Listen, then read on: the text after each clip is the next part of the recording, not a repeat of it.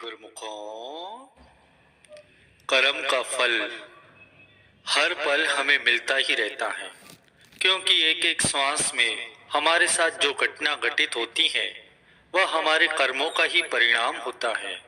कर्म के कारण ही हम सांस ले पा रहे हैं। कर्म हमारी काया तो उसका फल हमारी परछाई होती है। गुरु को वीडियो लाइक करना, सब्सक्राइब करना। प्लीज आप वीडियो लाइक कर ले करो, सब्सक्राइब कर दो, कमेंट में लिखना जय श्री दयानंद। दोनों सदा साथ साथ ही रहते हैं। कर्म के कारण ही कोई आसानी से सांस ले पाता है। कर्म का फल हमको जागते, सोते, उठते, बैठते कभी भी भोगना पड़ता है। कर्म का कुछ फल तो तुरंत मिलता है, तो कुछ कर्मों के फल के लिए जन्म जन्मांतरों तक इंतजार करना पड़ता है। जैसे यदि किसी ने अग्नि में हाथ डाला तो उसका हाथ तुरंत ही जल जाता है, उसके लिए कल या परसों नहीं लगेगा। लेकिन कुछ कर्म ऐसे होते हैं जिनका फल देर सवेर जरूर मिलता है। इसके फल से कोई नहीं बच सकता, चाहे परमात्मा का अवतार भगवान श्री राम ही क्यों न हो। उन्होंने भी बाली को शुभ कर मारा था। उसके परिणाम में उन्हें श्री कृष्ण अवतार में उसी बाली के हाथों से मरना पड़ा, जो शिकारी के रूप में आया था। इसी प्रकार यदि आपने किसी की मदद की है तो भगवान वो मदद आप तक किसी न किसी माध्यम से कई गुना बैठकर लौटा देते हैं। ना अच्छा कर्म मिटता है, न बुरा कर्म। यहाँ तक कि हमें मानसिक कर्मों की सजा भी मिलती है।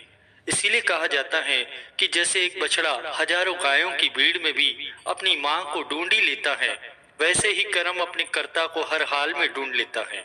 किसी का भला चाहा है तो वह भी आपकी किस्मत के कांटे कब दूर कर देगा, ये आप समझ नहीं पाएंगे। इसीलिए गुरु घर की सेवा, भजन, सिमरन, ये सारे साधन हमारे कर्म बंधनों को काटती हैं। शास्त्रों में सत्कर्म पर ज्यादा जोर दिया गया है, क्योंकि अंततः हमारा उद्देश्य सभी कर्म बंधनों से मुक्त होना ही है। पहले किसी का कोई पैसा खाता था तो उसे लोग चोर बोलते थे, समाज में उसकी कोई कदर नहीं होती थी। परंतु आजकल तो सब कुछ उल्टा ही है। बस मिल जाए कहीं से भी, कहीं से भी किसी का भी बिना मेहनत का पैसा नहीं लेना चाहिए, क्योंकि पापों का साझीदार कोई नहीं होता। इस बात का ध्यान रखें। इसीलिए दान के पैसे का 1 रुपया भी अपने ऊपर खर्च न करें। वाल्मीकि रामायण के उत्तरकांड में एक कथा आती है। भगवान श्री राम जी अयोध्या के राजा थे उस समय। तब एक बार भगवान श्री रामचंद्र जी दरबार में उपस्थित थे, राज सिंहासन पर बैठे थे। तो उसी समय एक कुत्ता घिसटते घिसटते राज दरबार में आ पहुंचा। राम राज्य की बात है ये। त्रेता युग में उस समय पशु और पक्षी भी बोलते थे। तो लक्ष्मण जी ने उस गुरु को वीडियो लाइक करना, सब्सक्राइब करना प्लीज, बहुत मेहनत करता हूँ मैं। कुत्ते से पूछा कि क्या बात है, कैसे आना हुआ। तब उस कुत्ते ने कहा कि मुझे भगवान श्री राम से न्याय चाहिए। वहां पर भगवान श्री राम भी उपस्थित थे। उन्होंने भी कुत्ते से पूछा कि बताओ क्या बात है, कैसे आना हुआ। कुत्ते ने कहा कि भगवान, मैं खेत की मेड़ के बगल में लेटा था, तभी एक पंडित जी वहां से कहीं जा रहे थे।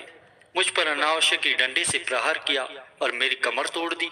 मुझे न्याय चाहिए कि बिना किसी अपराध के उस पंडित ने मुझे क्यों पीटा। इसीलिए आप उस पंडित को दंड दीजिए। इस पर भगवान श्री रामचंद्र जी ने उस पंडित को भी बुलवा लिया और उस पंडित से सवाल किया कि क्या इस कुत्ते ने तुमको कोई नुकसान पहुंचाया, या ये कुत्ता तुम पर भौंका, या तुम्हारे पीछे पड़ा। तुमने इस कुत्ते को किस कारण से पीटा। तब पंडित जी ने कहा कि प्रभु, मैं स्नान के लिए नदी की तरफ जा रहा था, तो मैंने ये सोचा कि ये कुत्ता मुझे छूकर अपवित्र न कर दे, इसलिए इसे दूर भगाने के लिए मैंने एक डंडे से इस पर प्रहार किया। तब भगवान ने पंडित से कहा कि मतलब तुमने अपराध किया है। तब भगवान ने कुत्ते से पूछा कि तुम बताओ कि इनको इस अपराध का क्या दंड दिया जाए। कुत्ते ने कहा, प्रभु, मैं आपकी शरण में आया हूँ, न्याय तो आपको ही करना है। इस पर भगवान ने फिर से कहा कि नहीं, तुम ही बताओ इसके अपराध का क्या दंड दिया जाए, और जो तुम चाहोगे वही दंड इस पर लागू होगा। तब उस कुत्ते ने कहा कि भगवान, इस ब्राह्मण को किसी एक बड़े मठ का महंत बना दो, मठाधीश बना दो।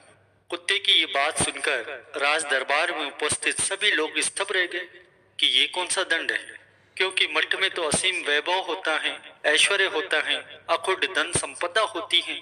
वह तो मौज की जगह होती है। लोग आते हैं, पूजा करते हैं, वह तो मौज करेगा। तो मठ का मठाधीश बनना तो बहुत बड़ी बात है। तब भगवान श्री राम ने पूछा कि तुम दंड दे रहे हो या मजाक कर रहे हो। तब कुत्ते ने भगवान श्री राम से कहा कि नहीं प्रभु, मैं दंड ही दे रहा हूँ, क्योंकि पिछले जन्म में वहां का मठाधीश मैं ही था, परंतु उस मठ का धन, सुख संपत्ति और ऐश्वर्य ने मेरी बुद्धि ही भ्रष्ट कर दी। मुझे जो सत्य के प्रति कार्य करने थे उसे ना करके मैं गलत कर्मों में लिप्त रहने लगा और उसको ही असली आनंद समझ बैठा, जिससे मेरी तपस्या का तेज ही खत्म होने लगा और एक दिन मेरी मृत्यु हो गई। उसके बाद मुझे ये कुत्ते की योनि प्राप्त हुई है। मेरे कर्म इतने खराब थे कि दोबारा मुझे मनुष्य जन्म नहीं मिला। इसलिए हे प्रभु, मैं जानता हूँ कि ये पंडित भी मठ के मठाधीश होते ही सुख भोगने में लग जाएगा, खूब चूरमा खाएगा लड्डू के बना बना के। इसलिए प्रभु, बना दो इसे मठाधीश। जब ये मठाधीश बन जाएंगे तो इनका भी निश्चित रूप से तप का तेज खत्म हो जाएगा और ये भी मेरी तरह कुत्ता बनकर द्वार द्वार घूमेगा भोजन के लिए। कुत्ते की यह रहस्य भरी बातों को सुनकर सभी लोग आश्चर्य से भर गए। प्रेमियों, बड़े ध्यान से सुनना। एक बार ऐसे ही देवर्षि नारद जी अपने शिष्य तुम्बरू के साथ कहीं जा रहे थे। गर्मियों के दिन थे। एक प्याऊ से उन्होंने पानी पिया और पीपल के पेड़ की छाया में जाकर बैठ गए। इतने में एक कसाई वहां से गुजरा, जिसके साथ 20-25 बकरे थे। उसमें से एक बकरा एक दुकान पर चढ़कर मठ खाने को लपक पड़ा। उस दुकान पर नाम लिखा था शगाल चंद सेठ। दुकानदार का ध्यान गया कि बकरा मठ खा रहा है, तो उसने क्या किया, बकरे के कान को पकड़कर 2-4 घुसे मार दिए। बकरा बेचारा मैं करने लगा और उसके मुंह में जो मठ थे वो सारे के सारे मठ गिर पड़े। इधर देवर्षि नारद जी ने ध्यान लगाकर देखा और जोर से हंस पड़े। तंबुरु पूछने लगा, गुरुजी, आप हंस क्यों रहे हैं? बकरे को जब गुस्से पड़ रहे थे तब तो आप बड़े दुखी हो रहे थे, परंतु ध्यान लगाने के बाद आप हंस रहे हैं, इसमें क्या रहस्य है? तब नारद जी ने कहा, छोड़ो भी, यह तो सब कर्मों का फल है तुमरू, छोड़ दो इस बात को। तुमरू कहने लगा, नहीं गुरुजी, कृपा करके बताइए क्या बात है। तब नारद जी ने बताया कि इस दुकान पर जो नाम लिखा है शगाल चंद सेठ, क्या तुम्हें पता है शगाल चंद सेठ कौन है? तुमरू कहने लगा, गुरुजी, मुझे कैसे पता चलेगा वो शगाल चंद सेठ कौन है, मैं तो आपके साथ ही रहता हूँ। तब नारद जी ने बताया, ये जो बकरा जो मठ खा रहा था यही शगाल चंद सेठ था। अब ये स्वयं बकरा बनकर आया है। यह जो दुकानदार है ये शगाल चंद सेठ का ही पुत्र है।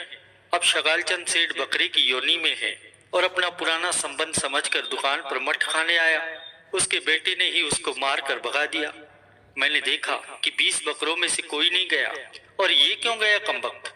इसीलिए ध्यान करके देखा तो पता चला कि इसका पुराना संबंध था।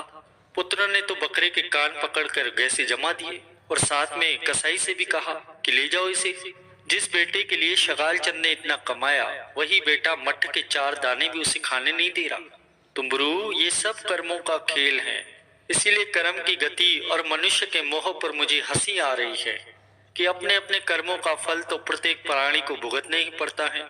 यहाँ पर कोई किसी के काम नहीं आता, सबको अपने अपने कर्म भुगतने ही है।